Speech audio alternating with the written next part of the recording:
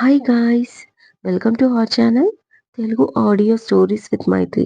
నా ఛానల్‌ని ఎవరైనా ఫస్ట్ టైం చూస్తున్నట్టయితే తప్పకుండా లైక్ చేయండి, షేర్ చేయండి అండ్ సబ్స్క్రైబ్ చేసుకోండి ఫ్రెండ్స్. ఎన్నాళ్ళైనా నీకై వేచుంటాను. ఎపిసోడ్ 5. ఇక లేట్ చేయకుండా స్టోరీలోకి వెళ్ళిపోదామా ఫ్రెండ్స్?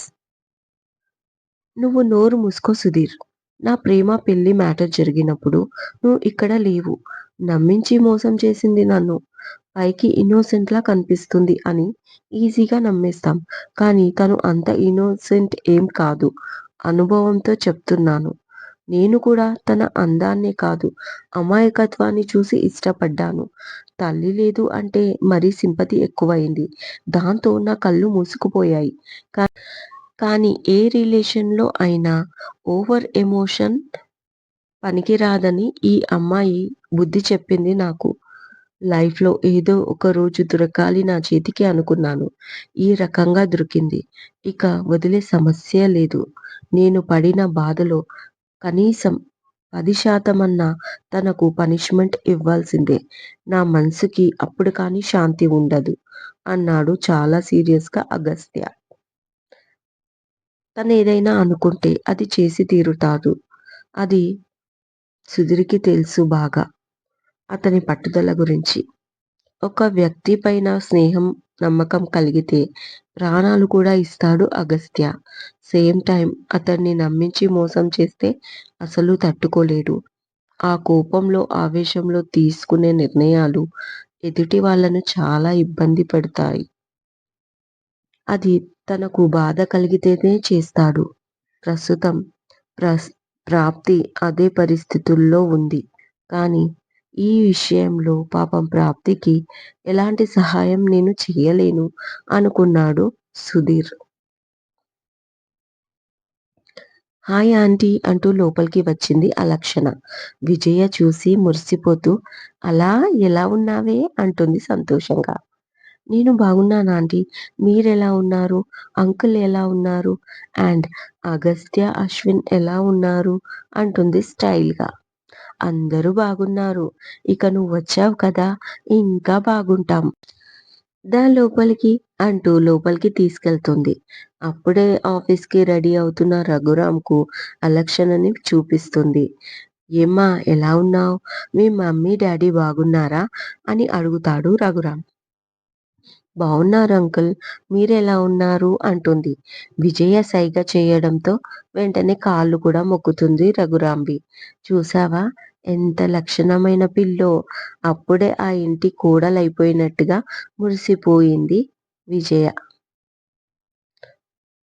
ఇంట్లో తన వర్క్ చేసుకుంటున్న ప్రాప్తికి అన్నోన్ నంబర్ నుంచి కాల్ వస్తుంది. లిఫ్ట్ చేసిన తనకి భయంతో చెమటలు పట్టేశాయి. ఏం చెప్తున్నావు నాగులు? నిజమా? మా కోసం సెర్చ్ చేస్తున్నారా? అని అడుగుతుంది కంగారుగా ప్రాప్తి. అటువైపు నుంచి చెప్పేది విని, సరే ఈ విషయం ఎవరికీ చెప్పకు. ఒకవేళ నీకు ఇంకేమైనా విషయాలు తెలిస్తే వెంటనే నాకు కాల్ చెయ్యి. అది కూడా ఇలా పక్క ఊరికి వచ్చి కాల్ చెయ్యి. మన ఊర్లో ఉన్నప్పుడు అస్సలు చెయ్యకు.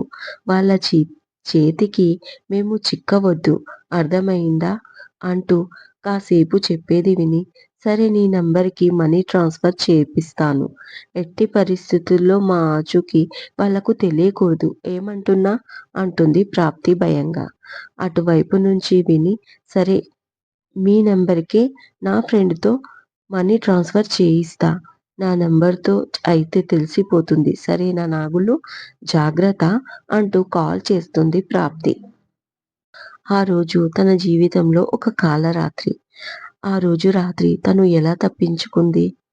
ఊరి నుంచి గుర్తుకు రాగానే అసలు బతుకుతాను అనుకోలేదు. పాపని బతికించుకుంటాను అనుకోలేదు. అరచేతిలో ప్రాణం పెట్టుకొని అర్ధరాత్రి దాదాపు 8 గంటలు ఆగకుండా కాళ్ళు వాచిపోయేలా పరిగెత్తిన ఆ రోజు గుర్తుకు వస్తే జీవితంలో ఇలాంటి కష్టాలు ఎవరికీ రాకూడదు అని దేవుణ్ణి వేడుకుంటుంది ప్రాప్తి. ఇక వర్క్ చేయాలి అనిపించలేదు. ల్యాప్‌టాప్ పక్కన పెట్టేసి పాప పక్కన పడుకొని గట్టిగా హత్తుకుంది. ఈ పోరాటంలో నేను గెలుస్తానో లేదో నాకు తెలీదు. ఒకవేళ ఓడిపోతే ఆ గద్దలకు కోడిపిల్లలా నిన్ను మాత్రం వదలను. ఆ రాక్షసులకి. నాతో పాటు నిన్నూ తీసుకెళ్తాను. ఏ తల్లి ఇలా మాట్లాడదు. కానీ నాకు వేరే ఆప్షన్ లేదు. ఈ విషయంలో నువ్వు నన్ను క్షమించు సనా అని పాపని దగ్గరికి తీసుకొని ముద్దు పెట్టుకొని పడుకుంది. ప్రాప్తి ఎప్పటికో గాని నిద్ర పట్టలేదు తనకి ఈ ఆలోచనలతో. ఆ రోజు త్వరగానే వెళ్ళింది ఆఫీస్‌కి ప్రాప్తి. అక్కడికి వెళ్ళేసరికి తమ కంపెనీ స్టాఫ్ మొత్తం ఫేస్ మార్చుకొని నిలబడ్డారు. What happened? అడిగింది ప్రాప్తి. లోపల సార్ చాలా కోపంగా ఉన్నాడు మేడం. మీరు రాగానే పంపించమన్నాడు అంటారు. దిక్కుమాలిన ఆఫీస్. నా ఆఫీస్‌లో నేనే హ్యాపీగా పని చేసుకునేదాన్ని. అక్కడ అందరిని రూల్ చేసేదాన్ని. ఆ నిఖిల్ వల్ల వేరొకరి మాటలు పడాల్సి వస్తుంది అనుకుంటూ టైం చూస్తే ఆల్రెడీ తను 5 మినిట్స్ ముందే ఆఫీస్‌లో ఉంది. ఇంకెందుకు ఈ బాస్‌కి కోపం అనుకుంటూ వెళ్ళి may I come in sir అని అడిగింది ప్రాప్తి. యెస్ అని వినిపించింది అగస్త్య వాయిస్. సార్ పిలిచారంట అంటూ చాలా నిదానంగా అడుగుతుంది. టైం ఎంత అని అడిగాడు అగస్త్య. నేను 5 నిమిషాల ముందే వచ్చాను సార్ అంటుంది ప్రాప్తి. అంటే నేనే త్వరగా వచ్చానని అంటున్నారా? అని అడగగానే నో నో నేనలా అనలేదు అనే లోపల సుధీర్ కార్ అరేంజ్ చెయ్యి. మేడం చెప్పిన టైంకి వస్తాను నేను అన్నాడు ఇరిటేట్ చేస్తూ అగస్త్య. ఆ మాట వినగానే కోపంతో ఒళ్ళు మండిపోయింది ప్రాప్తికి. అసలు తనని తాను ఏమనుకుంటున్నాడో, అతని మనసులో ఏం రన్ అవుతుందో తెలుసుకోవాలి అనుకుంది. దాంతో అతని మాటలకు ఎలాంటి ఎక్స్‌ప్రెషన్ ఇవ్వకుండా చేతులు కట్టుకొని ఎదురుగా నిలబడింది చూస్తూ. ఏంటా చూపు? ఆల్రెడీ 2 డేస్ నుంచి ఆఫీస్‌లో చూస్తున్నా. అందుకే రాత్రిళ్ళు నిద్ర పట్టట్లేదు. ఏ మాటకా మాట చెప్పుకోవాలి. ఇంత అందంగా ఎలా పుట్టావే? నీ మ్యాజిక్ మొత్తం నాపైనే గుమ్మరిస్తున్నావా? లేక వేరే వాళ్ళు కూడా ఇలాగే అట్రాక్ట్ అవుతున్నారా నీకు? అని నిన్ను చూసినప్పుడల్లా డౌట్ వస్తుంది. అయినా నేనేంటి 6 ఇయర్స్ బ్యాక్ వెళ్ళిపోయాను. ఆల్రెడీ మేడంకి పెళ్లి అయ్యి తల్లి కూడా అయ్యింది కదా! రేయ్ అగస్య నీకు అసలు రోషం లేదురా! ఉంటే ఇలా ఆలోచించవు అని ఇన్నర్‌లో తిట్టుకున్నాడు అగస్య తనని తాను. పైకి మాత్రం హుందాగా నిన్న వర్క్ ప్రోగ్రెస్ ఏంటి? అని అడిగాడు చాలా సీరియస్‌గా. నిజం చెప్పాలంటే ఏం మాట్లాడాలో తెలీక. వెంటనే తన బ్యాగ్‌లోంచి లాపీ తీసి చూపించింది. అంతా కరెక్ట్‌గానే ఉంది. ప్రాప్తిని తిట్టడానికి ఏమీ లేదు. ఓకే. ఇవాళ వర్క్ అని అడిగాడు. స్టార్ట్ అవుతుంది అంటుంది చాలా సీరియస్‌గా. ఆల్రైట్ అని 2 సెకండ్లు ఆగి వెళ్లి కాఫీ తీసుకురా అన్నాడు. వెంటనే బాయ్‌ని పిలిచింది. సార్‌కి కాఫీ అంది. ఓకే సార్ అన్నాడు అతను. నేను నీకు చెప్పానా అని అడిగాడు బాయ్‌ని అగస్త్య. లేదు సార్ అన్నాడు బాయ్ భయపడుతూ. అయితే నువ్వు వెళ్ళొచ్చు అన్నాడు అగస్త్య. బాయ్ వెళ్ళిపోగానే హలో ప్రాప్తి సల్మాన్. నేను కాఫీ కలపమన్నది మీకు అన్నాడు అగస్త్య. నేనెందుకు కలపాలి సార్? మీ పర్సనల్ వర్క్ చేయడానికి సెపరేట్‌గా మనుషులు ఉన్నారు కదా! నేను ఈ కంపెనీకి సంబంధించిన వర్క్ మాత్రమే చేస్తాను అంటూ కోపంగా అతని ముందు నుంచి ల్యాప్‌టాప్ తీసుకొని బ్యాగ్‌లో పెట్టుకుంది ప్రాప్తి. అంటే ఇప్పుడు కాఫీ కలిపి తీసుకురావా? అడిగాడు సీరియస్‌గా అగస్త్య. నాకు సాలరీ ఇస్తుంది నిఖిల్ కంపెనీ. మీ కంపెనీతో టై అప్ అయినందుకే నేను ఇక్కడికి రావాల్సి వచ్చింది. ఇక్కడ కూడా నేను చేస్తున్నది ఆ కంపెనీకి వర్క్. మీ కంపెనీకి కాదు. మీకు కావాల్సినంత మంది ఉన్నారు తెప్పించుకోండి అని యాటిట్యూడ్‌గా చెప్పి బయటికి వెళ్ళిపోయింది ప్రాప్తి కోపంగా. షాక్‌గా చూస్తున్న అగస్త్యని చూసి లైట్‌గా స్మైల్ ఇచ్చుకున్నాడు కాస్త దూరంగా కూర్చొని ఉన్న సుధీర్. బయటికి కనిపిస్తే చంపేస్తాడని తనకి తెలుసు. ప్రాప్తి వెళ్ళిపోయిన వైపు చూస్తూ ఎంత పొగరురా! అప్పుడు ఇంత ఉండేది కాదు. చాలా మారిపోయింది అంటాడు అగస్త్య. కానీ పక్క నుంచి ఎలాంటి సౌండ్ రాకపోయేసరికి ఒరేయ్ ఎదవ నీతోనే మాట్లాడుతున్నాను అనగానే అప్పుడే ఫైల్ నుంచి తల తీసి ఏమైందిరా? నేను వర్కులో లీనమైపోయాను అంటాడు సుధీర్ యాక్టింగ్ చేస్తూ. ఎదవ నాటకాలు చేస్తే లిఫ్ట్ లేకుండానే డైరెక్ట్‌గా కింది ఫ్లోర్‌కి వెళ్లి పడతావు విండో నుంచి అంటూ అరుస్తాడు అగస్త్య.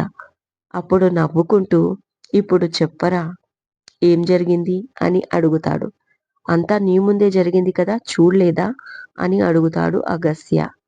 మా నాన్నమ్మ ఒక మాట చెప్పేది. ఎప్పుడే గాని తెగేంత లాగకూడదు, మునిగేంత దిగకూడదు అని. అందుకే కాస్త చూసి చూడనట్టు అనగానే నీ తొక్కలు సామెతలు నాకు అనవసరం. ముందు వాళ్ళ నిఖిల్ గాన్ని లైన్‌లో పెట్టు. అరగంట 10 నిమిషాల్లో వాడు నా ముందలుండాలి. లేకపోతే నా కంపెనీలో నువ్వే కాదు, వాడికి కూడా సెపరేట్‌గా కంపెనీ ఉండదు అంటూ వార్నింగ్ ఇచ్చాడు అగస్త్య. దాంతో భయపడిపోయాడు సుధీర్. మరీ అలా మాట్లాడతాడేంటి? అడిగింది మౌనిక.